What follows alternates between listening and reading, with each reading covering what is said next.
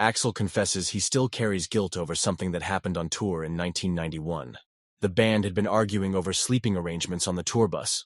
There was a draw for bunks, and Axl won the top bunk that night. The bus crashed on black ice, and a crew member was thrown through a window and crushed. Axl says he replayed that night thousands of times. What if he had given up his bunk?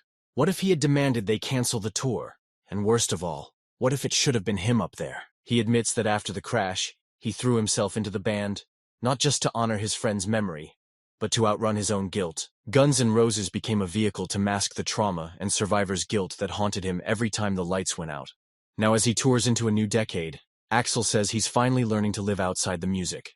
He began to see himself not just as the rock star but as a father and a human being, and that shift bled into their later music. When they began writing again, he didn't drum like a soldier, but sang like a storyteller.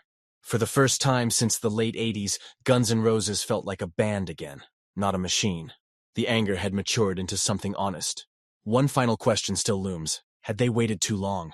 But as Axl himself admitted, Guns N' Roses was never about the stage lights or the chaos. It was about survival, about rage turned into something greater.